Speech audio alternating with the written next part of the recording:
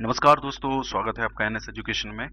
आज हम बात करने वाले हैं जनरल बायोलॉजी टेस्ट सीरीज के अगले पार्ट के बारे में, जिसमें हम क्वेश्चन नंबर 91 से लेके 120 क्वेश्चन 30 क्वेश्चन टोटल डिस्कस करेंगे। और 30 क्वेश्चंस के अलावा मैं आपको करीब 50 से 60 क्वेश्चंस की इंफॉर्मेशन यहाँ पे दूंगा। तो इसमें थोड़े से जो कुछ टर्म्स हैं बायोलॉजी के, देखिए बायोलॉजी के जो टर्म्स होते हैं वो थोड़े से टिपिकल होते हैं, याद करना भी उनको टिपिकल होता है और उनका प्रोनाउंसिएशन करना भी थोड़ा सा टिपिकल हो जाता है। तो मैं आपको ये सजेस्ट करूंगा कि आप एक पेज या कोई कॉपी पेन लेके बैठें और जैसे जैसे मैं बताता जा रहा हूँ वैसे वैसे आप उनको नोट भी साथ में करते चलें, तो आपको काफ़ी इससे फ़ायदा होगा। तो यहाँ पे जो भी मैं डिस्कस करने वाला हूँ क्वेश्चंस, वो आपके व्यापम के एग्ज़ाम के लिए, किसी भी एग्ज़ाम के लिए व्यापम के जहाँ पे जनरल साइंस पूछी जा रही है, जनरली व्यापम के जितने भी एग्जाम्स होते हैं सब में ही जनरल साइंस पूछी जाती है। इसके अलावा मध्य प्रदेश लोक सेवा आयोग या एमपीपीएससी का एग्जाम हो उसमें भी जनरल साइंस में पूछी जाती है आपसे, एसएससी में तो पूछी ही जाती है। इसके अलावा जो पुलिस के एग्जाम्स होते हैं, अब तो चूंकि व्यापम ही करवा रहा है, लेकिन पुलिस के जो अलग से जो एग्जाम होते हैं, जैसे फॉर एग्जांपल अगर हम उत्तर प्रदेश पुलिस की बात करें या मध्य प्रदेश पुलिस की बात करें, तो कोई भी एग्जाम में जहाँ जनरल साइंस आपसे पूछी जा रही है वहाँ या आपका ये वीडियो उपयोगी होगा। चलिए दोस्तों, हम स्टार्ट करते हैं। तो सबसे पहले जो हमारा क्वेश्चन है, बीजों की प्रकृति किसमें उत्पन्न हुई। देखिए, इसका वैसे जो सही जवाब है वो है टेरिडोफाइट्स। और एक ये चारों जो दी हुई हैं आपको, एक जो पादप जगत हमारा होता है उस पादप जगत के अलग अलग क्लासिफिकेशन किए जाते हैं, तो उनमें से इनमें क्लासिफिकेशन उनका किया जाता है। देखिए, अगर हम टेरिडोफाइट्स की बात करते हैं सबसे पहले, तो टेरिडोफाइट्स जो होता है आपका, तो इसमें मैं आपको इसको देखिए, ये चीज़ें तो आपको थोड़ा सा याद ही करनी पड़ेंगी, क्योंकि इनका ना तो आपने ज़्यादातर ऐसे पेड़ होते हैं जो आपने देखे ही नहीं होते हैं, और उनको पहचानना, उनका इमेजिनेशन कर पाना थोड़ा सा टिपिकल होता है, क्योंकि जो चीज़ आपने देखी नहीं है उसको आप इमेजिन कैसे कर पाओगे। आप अगर इमेजिन नहीं कर पाओगे तो उनको रिकॉल कैसे करोगे। तो इसलिए थोड़ी सी कुछ चीज़ें आपको याद करनी ही पड़ेंगी। अगर हम टेरिडोफाइटा की बात करते हैं, तो ये स्थल पर उगने वाले सर्वप्रथम पौधे होते हैं, और इनके अंदर जो संवहन ऊतक होते हैं, जाइलम होते हैं, फ्लोएम होते हैं, ये सब पाए जाते हैं इनके अंदर। संवहन ऊतक, जाइलम, फ्लोएम, ये सब इनमें पाए जाते हैं। और जनरली इनको हम उगाते हैं सजावटी पौधों के तौर पर। जो सजावट के लिए जो पौधे रखे जाते हैं उनके तौर पर इनको जनरली उगाया जाता है। और इनके अंदर जड़ होती है, पत्ती होती है, तना होता है, तो ये सारी चीज़ें होती हैं। इसके अलावा अगर हम इनकी एग्जाम्पल्स की बात करें, देखिए, तो इनका भी अलग से जब वर्गीकरण किया जाता है तो 4 टाइप से इनका वर्गीकरण किया जाता है। और मैं आपको पूरा क्लासिफिकेशन नहीं बता रहा हूँ, मैं आपको इनके एग्जाम्पल्स जरूर बता देता हूँ कि कौन कौन से इनके एग्जाम्पल्स हैं। देखिए, साइलोटम एक एग्जाम्पल इसका, Psilotum, Selaginella, Lycopodium, Equisetum, Dryopteris Pteris, ये सारे एग्जाम्पल इसके। इनमें से आपसे इनका पेड़ का नाम भी पूछ सकते हैं एग्जाम में, और आपको ये पूछा जा सकता है कि ये जो फलाना फलाना पेड़ है ये किस कैटेगरी में आता है, टेरिडोफाइट्स में आता है, ब्रायोफाइट्स में आता है, कबक में आता है, शैवाल में आता है। तो ये सारी चीजें आपको पता होना जरूरी है।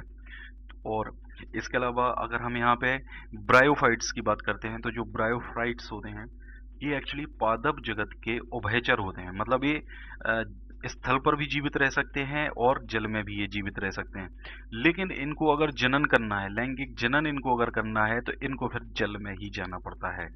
तो इस तरीके से ये बन जाते हैं आपके ब्रायोफाइट्स।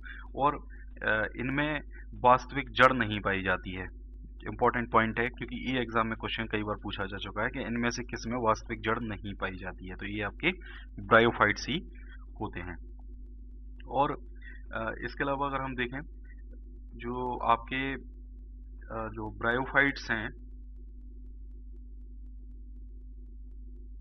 इनमें जड़, पत्ती, तना, ये सारी चीजें पाई जाती हैं, लेकिन इनके अंदर जो संवहन ऊतक हैं यानी जाइलम, फ्लोएम, ये सब अनुपस्थित होते हैं।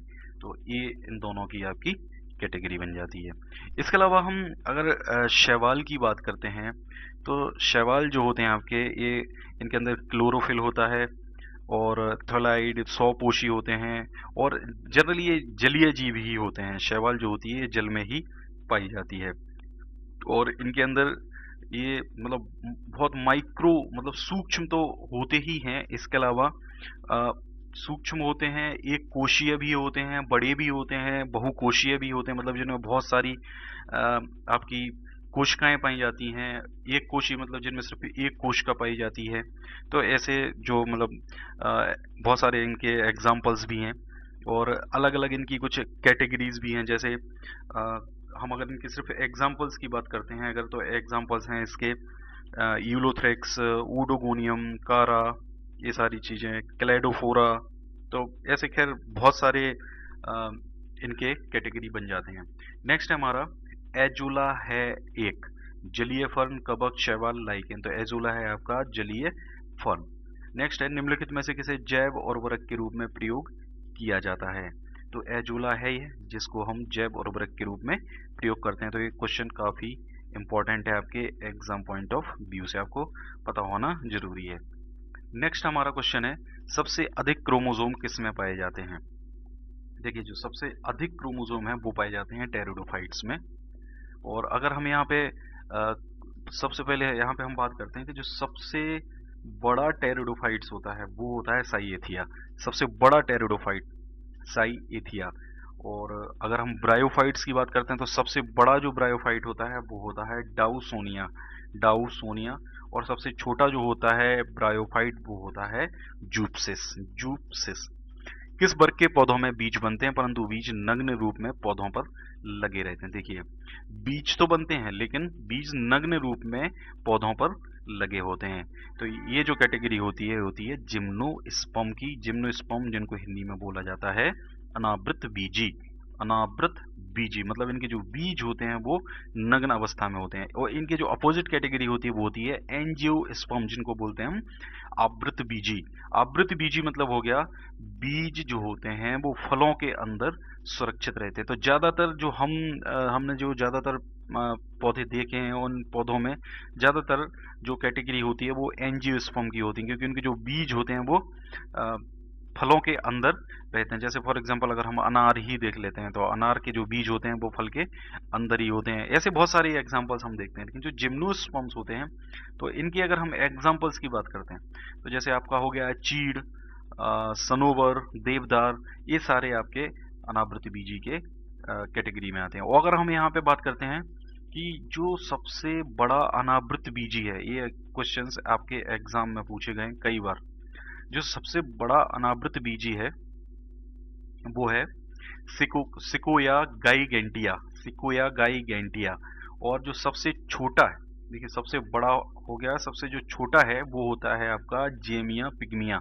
जेमिया पिग्मिया। और अगर हम आवृत बीजी की बात करते हैं तो जो सबसे बड़ा आवृत बीजी होता है वो होता है यूकेलिप्टस रेगनेक्स। और जो सबसे छोटा होता है वो होता है आपका बुल्फिया। सबसे छोटा जो होता है आपका आवृत बीजी वो होता है आपका बुल्फिया। तो ये चारों पॉइंट आपको बिल्कुल ध्यान रखने हैं क्योंकि यहाँ से क्वेश्चन पूछे जा सकते हैं। और जो ये एंजियोस्पर्म्स जो होते हैं, ये एंजियोस्पर्म होते हैं आपके जो सबसे ज्यादा विकसित पौधे होते हैं ये वनस्पति जगत के। नेक्स्ट है सिल्वीकल्चर। वनस्पति विज्ञान की वह शाखा है जिसमें वर्णन होता है वन के विकास का, सिलिसिफाइड पादपों का, कवकों के संवर्धन का, शैवालों के संवर्धन का। तो शैवालों के संवर्धन का अध्ययन किया जाता है सिल्वीकल्चर के अंडर। नेक्स्ट है प्रोटीन जो कोशिका के भीतर उपयोग की जाती है किसके द्वारा संश्लेषित होती है। तो ये संश्लेषित होती है मुक्त राइबोसोम्स के द्वारा। मुक्त राइबोसोम्स के द्वारा। निम्न में से बैक्टीरिया से फैलने वाला रोग है। तो ये सारी चीजें तो जनरली हम डिस्कस कर ही चुके हैं, शायद ये क्वेश्चन रिपीट हुआ है। तो चेचक इसका सही जवाब होगा। नेक्स्ट है मूलांकुर के अतिरिक्त पौधे के किसी भी भाग से विकसित होने वाली जड़ें कहलाती हैं। देखिए जो आपकी जड़ें हैं वो दो तरीके से विकसित हो सकती हैं।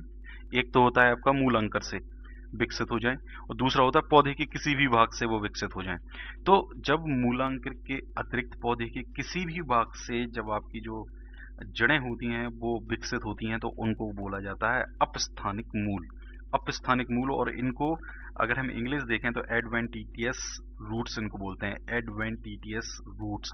अब एग्जाम्पल अगर हम देखें जैसे घास है आपकी, तो एक इसका एग्जाम्पल घास हो सकता है। अगर पौधों में पेड़ में अगर हम बात करें तो बरगद आपका जो होता है, बरगद इस कैटेगरी में आपका आता है। और ये जो सारी चीजें होती हैं, जैसे फॉर एग्जाम्पल जिसमें हम जड़ की बात करते हैं, तने की बात करते हैं, फूलों की, बीजों की, पत्तियों की बात करते हैं, ये सब जो आती हैं, अब इनका चाहे हम क्लासिफिकेशन करें, चाहे नामकरण करें, चाहे मतलब कुल मिला के इनके विकास से रिलेटेड जो भी स्टडी हम करते हैं वो करते हैं हम प्लांट मॉर्फोलॉजी के अंदर।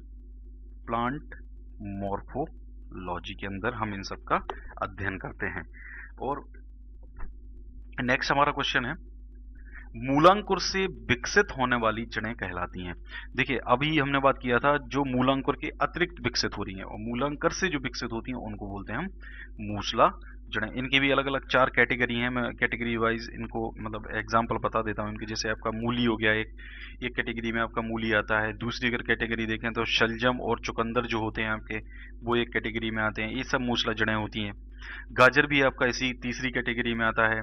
इसके अलावा जो राइजोफोरा जो होता है वो एक अलग कैटेगरी में इसमें आता है। तो ये सब एग्जांपल्स इसके हैं, तो ये एग्जांपल्स भी आपको पता होना बहुत जरूरी है। नेक्स्ट है श्वसन मूल मिलती है। तो श्वसन मूल मिलती है जूसिया में, मतलब जिसको बोलते हैं रेस्पिरेटरी रूट। और जूसिया के अतिरिक्त और अगर हमें एग्जांपल देखें इसका तो पिस्टिया भी होता है, पिस्टिया जिसमें श्वसन मूल मिलती है। नेक्स्ट है निम्नलिखित में से कौन सा एक जड़ नहीं है। तो देखिए अभी हमने भी जड़ों के जो एग्जाम्पल देखे, मूसला जड़ों के एग्जाम्पल, उनमें हम ये सब डिस्कस कर चुके हैं। शकरकंद हो गया, मूली हो गया, गाजर हो गया। तो क्या बचता है, आलू। अब आलू अंदर होता है, जमीन के अंदर होता है इसका, अगर आपको पता हो, थोड़ा बहुत आइडिया हो कि जमीन के अंदर उगता है।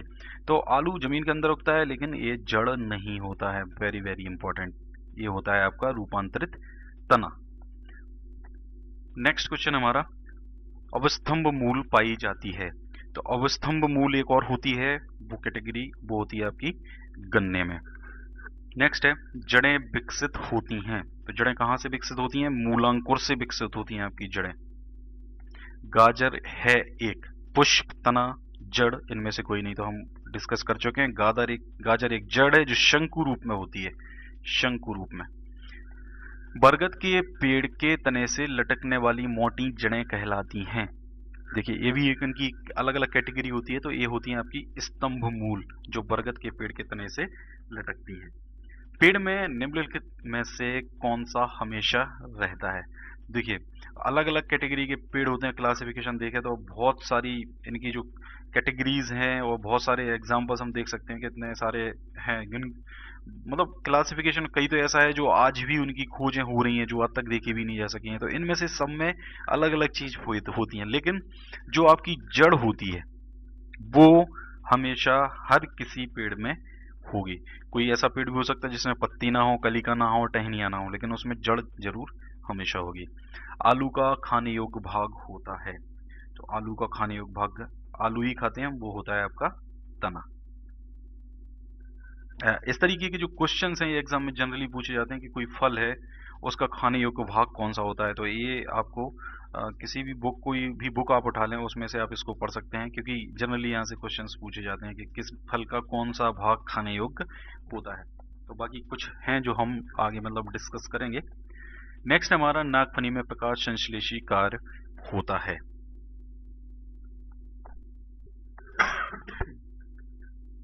तो पर्णकाय स्तंभ के द्वारा नागफनी में प्रकाश संश्लेषी कार्य होता है। नेक्स्ट निम्नलिखित में से कौन एक तना है। अब देखिए यहाँ पे जैसे आपका हो गया गाजर, मूली, आलू, ये सभी। तो गाजर और मूली ये दोनों जड़ की कैटेगरी में आ गई। आलू क्या हो जाएगा आपका, तना हो जाएगा। नेक्स्ट है आलू भूमिगत रूपांतरित तना होता है जिसे कहा जाता है। अब देखिए इनकी जो अलग अलग कैटेगरीज होती हैं उनके हिसाब से जो इसका वैसे सही जवाब है आलू होता है आपका कंद। और कंद को बोलते हैं हम इंग्लिश में अगर देखें तो ट्यूबर, ट्यूबर बोलते हैं कंद को। और जो आपका शल्क कंद होता है, शल्क कंद जिसको बोला जाता है बल्ब इंग्लिश में। और इसके अगर हम एग्जांपल्स देखें तो जैसे आपका प्याज हो गया, लिली हो गया, ये सब इसी के एग्जांपल है। इसके अलावा धनकंद अगर देखें, ये घनकंद होता है एक्चुअली, घनकंद। और इसको इंग्लिश में बोलते हैं कॉम, CORM। तो जैसे आपकी अरबी हो गई और कुछ और एग्जाम्पल अगर देखें तो जिमीकंद होता है, ग्लेडियोलस होता है, ये सारे एग्जाम्पल आपके घनकंद की कैटेगरी में आ जाएंगे।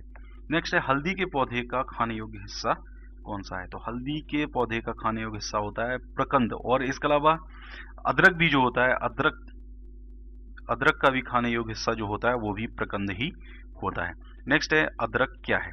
तो जो अदरक है आपका, यह है आपका, हम पहले भी डिस्कस कर चुके हैं, प्रकंद, और प्रकंद को इंग्लिश में बोलते हैं राइजोम, RHIGOME, राइजोम।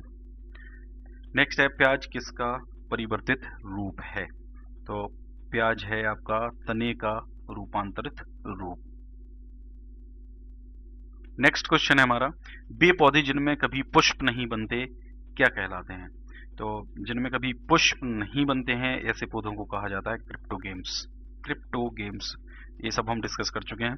संसार का सबसे बड़ा पुष्प किसके द्वारा उत्पन्न होता है? देखिए, संसार का जो सबसे बड़ा पुष्प है वो होता है रेफलिसिया द्वारा उत्पन्न, और अगर हम सबसे छोटे पुष्प की बात करते हैं तो वो होता है आपका बुल्फिया, और जो सबसे छोटा बीज अगर हम देखते हैं तो आर्किड का होता है सबसे छोटा बीज, ये होता है आपका बुल्फिया माइक्रोस्पर्मिया। जीवन चक्र की दृष्टि से पौधे का सबसे महत्वपूर्ण अंग कौन सा है? देखिए, जीवन चक्र की दृष्टि से कहा जा रहा है, जीवन चक्र मतलब आगे जो जनरेशन आती है उसकी बात कर रहे हैं हम यहाँ पे। तो पुष्प जो होता है, कई पुष्प होते हैं जो लैंगिक जनन होता है पौधों में, वो पुष्प के द्वारा ही होता है, इसलिए पुष्प सबसे ज्यादा इंपॉर्टेंट है। कौन एक जीवित जीवाश्म कहलाता है? तो जीवित जीवाश्म कहा जाता है जिंकगोगो। ये भी क्वेश्चन बहुत इंपॉर्टेंट है, कई बार एसएससी रेलवेज में एक क्वेश्चन पूछा जा चुका है। दमा एवं खांसी के रोगों में काम आने वाली औषधि एफेड्रिन किससे प्राप्त की जाती है? तो एफेड्रिन, जैसा इसके नाम से पता चल रहा है, एफेड्रा से प्राप्त की जाती है। और जो आपका एफेड्रा है ये आता है जिम्नोस्पर्म की कैटेगरी में, जिम्नोस्पर्म, और जिम्नोस्पर्म मतलब अनावृत बीजी। तो दोस्तों ये थे हमारे 30 अगले क्वेश्चन, बाकी नेक्स्ट पार्ट में हम अगले 30 क्वेश्चन डिस्कस करेंगे। आपको वीडियो कैसा लगा आप कमेंट करके जरूर बताएं, और चैनल को सब्सक्राइब करें, फेसबुक पेज भी लाइक कर सकते हैं आप, और फेसबुक ग्रुप से भी जुड़ सकते हैं, टेलीग्राम पे हमारा चैनल भी फॉलो कर सकते हैं। और आपको टेलीग्राम को इंस्टॉल करना है, अपने प्ले स्टोर में जाके रजिस्ट्रेशन करना है, उसके बाद सर्च करना है @NS Education, तो आप हमारे ग्रुप से ज्वाइन हो सकते हैं, जहाँ पे मैं डिफरेंट PDF फाइल्स शेयर करता हूँ जो भी मेरे पास अवेलेबल होती है, हिंदी और इंग्लिश दोनों में। तो और अपने दोस्तों को ये वीडियो जरूर शेयर करें दोस्तों। Thank you very much.